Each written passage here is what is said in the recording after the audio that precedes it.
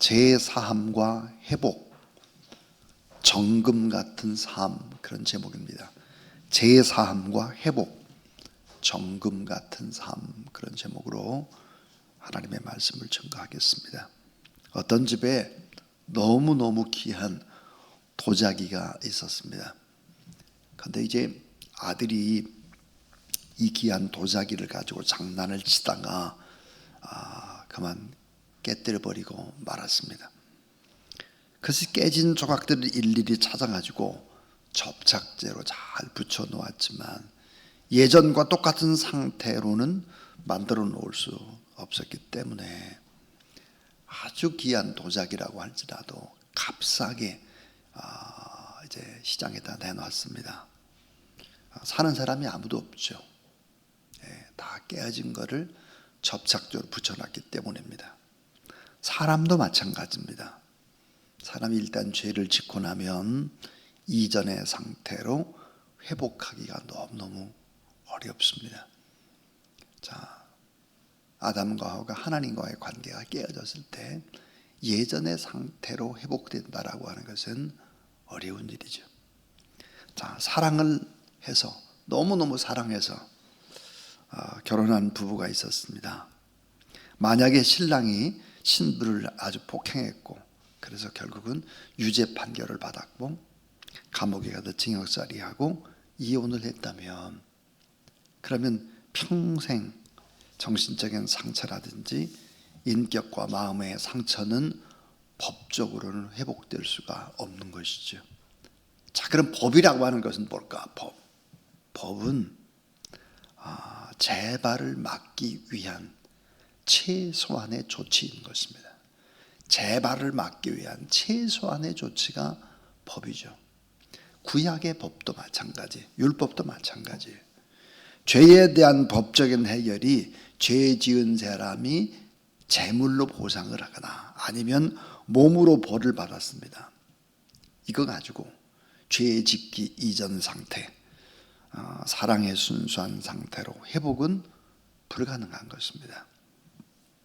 그런데 오늘 성경 말씀에 아주 놀라운 축복의 말씀을 하고 있습니다. 그게 뭘까요? 죄와 상처와 수많은 흔적을, 이 후유증을 접착제로 붙여놓기만 한 것이 아니라 아무 흔적 없이 치료해주는 셈, 그뿐만 아니라 이전보다 더 온전한 모습으로 또 치료해 줄 수 있는 셈이 예루살렘에서 흘러나온다라고 하는 것입니다. 그게 언제일까? 스가랴 13장 1절입니다. 그날에 그랬습니다. 그날에. 자, 그날에 예루살렘에 임할 그날에. 그럼 이 날이라고 하는 게 무슨 날일까 하는 거예요. 자, 모든 부분들을 깨끗하게 씻어줄 뿐만 아니라 예전의 그 상태보다도 더 좋게 만드는 이 셈, 그 셈이 예루살렘에서 나올 것이다 그랬는데, 자, 예수 그리스도께서 십자가에 죽으신 사건이 왜 중요할까 하는 거예요. 왜? 참 이게 중요한 얘기인데, 하나님 앞에서 우리 죄를 대신 책임져 주시는 사건, 대속의 죽음, 나 대신에 예수님이 죽으신 대속의 죽음이기 때문에 중요하죠. 그런데 예수 그리스도가 나를 위해 죽으시고 부활하셨다는 이 사실을 믿게 되면 놀라운 기적이 일어납니다. 그 기적은 무엇일까요? 죽은 양심을 씻어서 깨끗하게 하는 기적의 셈 같은, 예수 그리스도가 바로 우리의 모든 죽은 양심조차도 깨끗하게 씻어주는 기적의 셈을 가지고 있다. 그래서 누구든지 내게로 와서 마셔라 그랬습니다. 자, 왜 세상 사람들이, 오늘 우리들이 이 세상에서 살아갈 때 행복하게 살지 못하고 비참하게 살아갈까?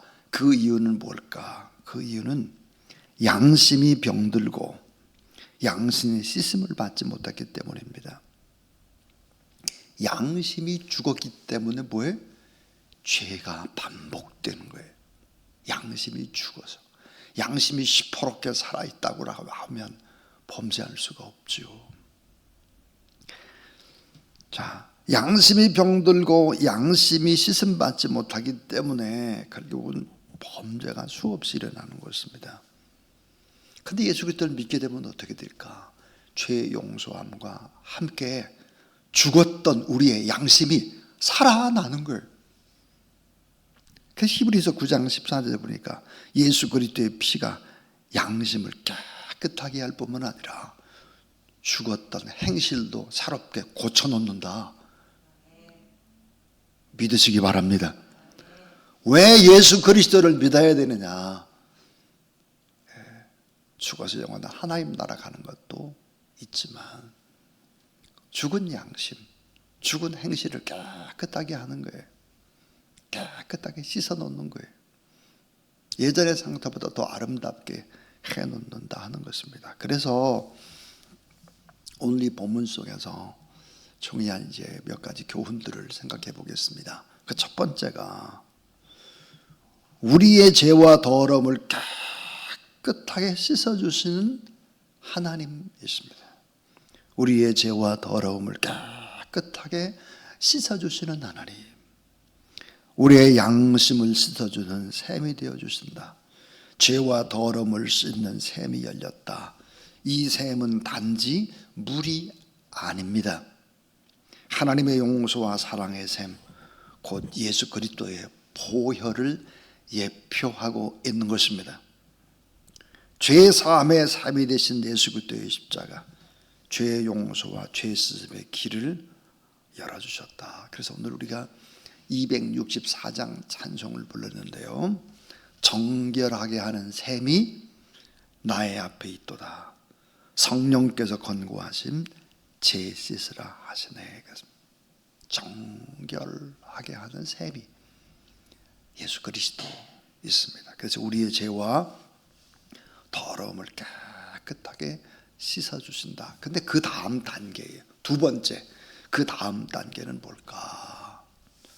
우상을 버리고 진리로 돌아오게 하시는 하나님입니다. 우상을 버리고 진리로 돌아오게 하시는 하나님. 죄 씻음을 받은 이에 반드시 다뤄야 될 문제가 뭘까? 우상의 문제입니다. 우상이 뭡니까? 하나님보다 내가 더 사랑하는 게 우상입니다. 내가 죄 씻음 받은 후에 반드시 해결해야 될 문제, 우상의 문제입니다. 이스라엘 백성들은 재앙이 임할 때마다 무서워서 감히 벌벌 떨면서 우상을 버리지를 못했습니다. 거짓 예언 때문에 정말 두려워 떨었던 거죠. 마음 중심이 성공과 돈과 자녀와 나 자신의 사랑, 이게 보이지 않는 우상인 거예요. 보이지 않는 우상. 그래서 결국은 우상을 제거한다라고 하는 것이 뭘까? 그것은 우리의 마음 중심을 바꾸는 것입니다. 마음 중심을 바꿔요. 그 사랑의 중심이 하나님께로 옮겨져 가는 것입니다. 그래서 우리가 가장 먼저 하나님을 사랑하고 이웃을 뜨겁게 사랑하고 주님의 몸인 교회를 사랑하고 작은 자를 사랑하고 이렇게 그 사랑의 중심이 하나님께로 옮겨질 때 비로소 무엇을 얻게 될까요? 진정한 자유와 회복을 얻게 됩니다. 그래서 우리가 하나님 앞에 기도해야 될 제목이 뭘까? 주여, 제 마음에 숨은 우상이 있다면 그 우상을 불태워 주세요. 오직 주님만 사랑하게 해주세요. 우리의 삶에 우리가 죄 씻음을 받았다면, 죽은 양심이 살아났다면 가장 중요한 것이 내가 하나님을 온전하게 사랑하느냐,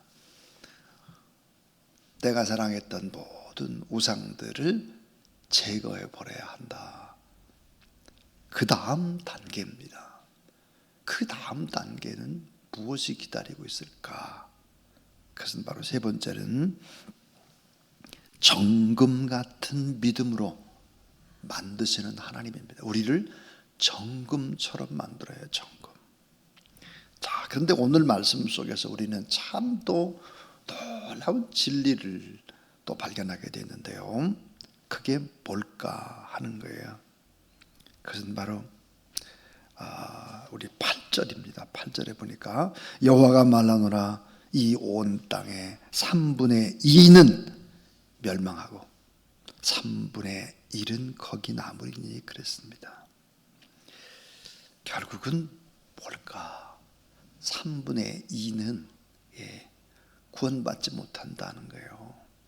3분의 1이 남은 자다. 그러니까 3분의 1이 뭐예요?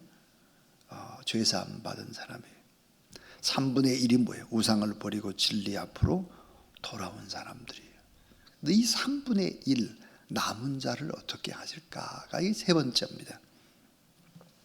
이 남은 자를 연단하셔서 정금 같은 믿음으로 만드신다 그랬습니다. 자, 여러분 죄사함의 축복, 우상을 버리고 우리가 회복이 되잖아요. 그 다음 정금같이 우리를 만드신다. 남은 자는. 자, 그래서 이 정금으로 만드는 방법이 과연 뭐겠나? 9절이에요. 자, 내가 그 3분의 1을 구원받은 사람을 불 가운데 던져 은같이 연단하고 금같이 시험할 것이라. 그들이 내 이름을 부르리니 내가 들을 것이며. 그래서 기도 응답해 주는 거예요. 나는 말하기를 이는 내 백성이라 할 것이요 그들은 말하기를 여호와는 내 하나님이시라 하리라 그랬습니다. 자, 남은 자는 불 속에 두지만 그 불은 멸망의 불이 아니다. 정결케 하는 불이요 정금같이 빛나게 만드는 축복의 불이다. 그러니까 예수 그리스도를 믿는 사람들이 고난을 잠시 잠깐 받을 때가 있죠. 또 더 많이 받을 때도 있죠. 왜냐하면 정금을 만드는 그런 시간들입니다.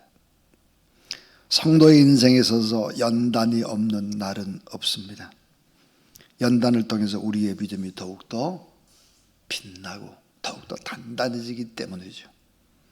불 속에서 믿음으로 주님을 찬양하는 신앙인, 결국 회복의 끝, 그 끝은 바로 완성인데 어떤 완성일까?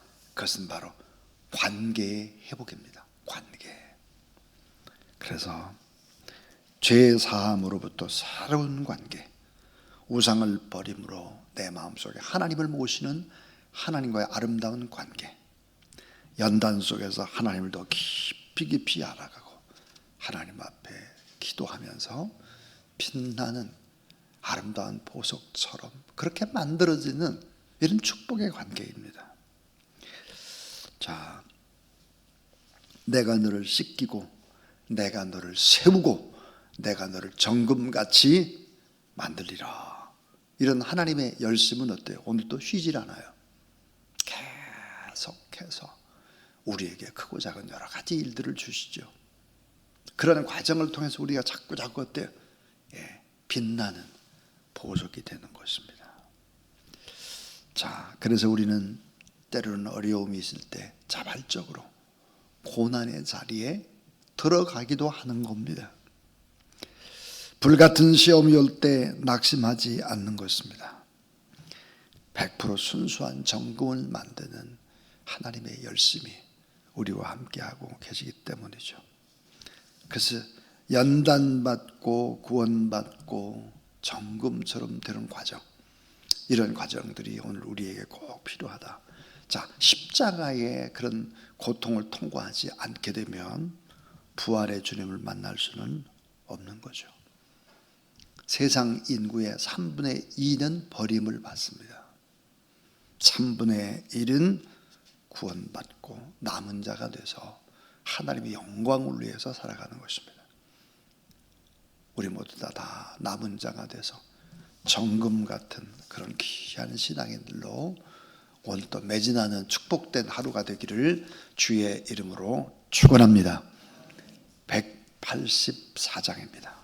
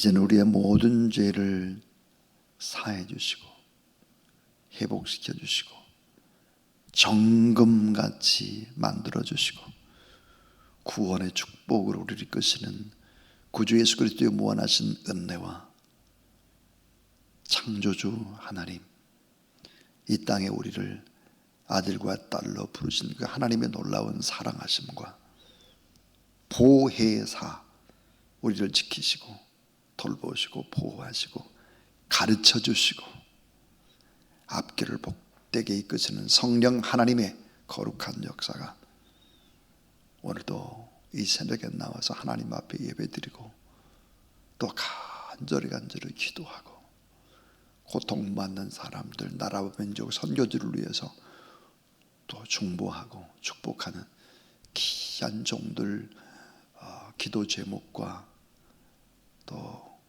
가지고 있는 모든 근심, 걱정, 염려의 응답의 축복으로 함께 하시기를 간절히 축원하옵나이다. 아멘.